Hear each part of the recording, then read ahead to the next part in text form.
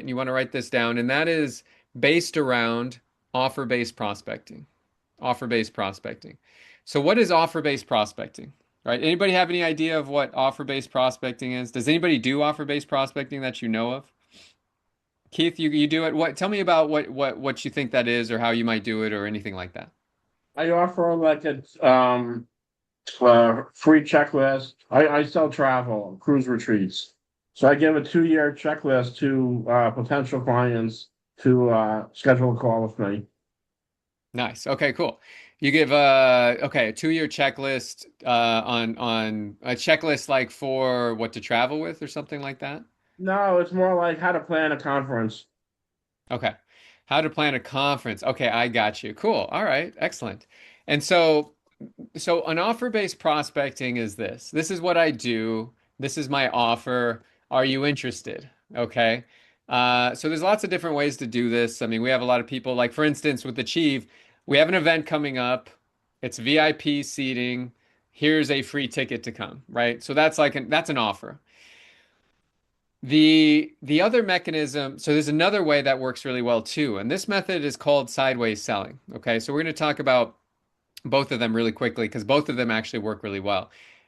Offer-based prospecting, the challenge with that one is that anybody here get a prospecting message and then they just kind of like, they mute it. You're just like, okay, I'm not interested, right? Anybody seen that? A lot of things that happen, a lot that happens a lot on LinkedIn.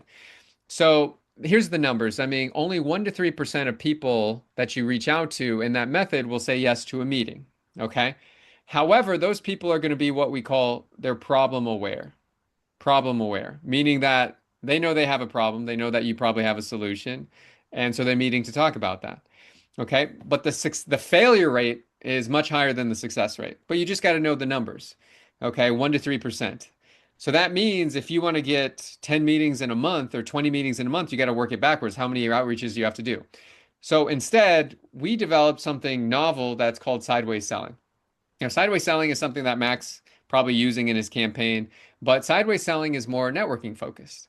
So instead of going out there to say, here's my offer, you're going out there and not lowering your value because sometimes when you're putting your offers out there, you can kind of look like a salesperson.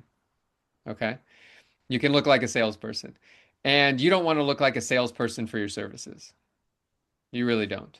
Not on LinkedIn and not anywhere. You want to look like a connector, somebody who's influential, an expert, right? Somebody that people want to talk to. So we call it sideways selling, where if you're connecting people as the CEO of your company to other CEOs or other decision makers, your value is much higher than it's not it's much higher than you presenting yourself as a salesperson for your services. Okay?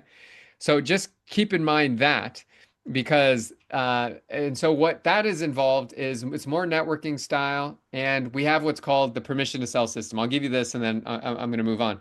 But the permission to sell system gets you permission to sell to people, right? Imagine that. Because in the beginning, you don't have permission to sell. You really don't. You would like it.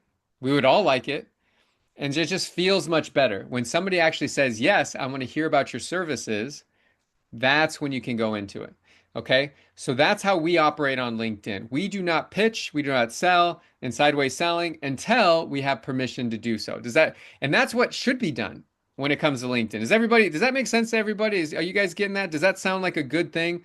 Right? It's a great thing for the ecosystem. It's a great thing for the planet. It's a great thing for people. It's a great thing for relationships. And that's what we're doing. That's one of the mechanisms that we're using.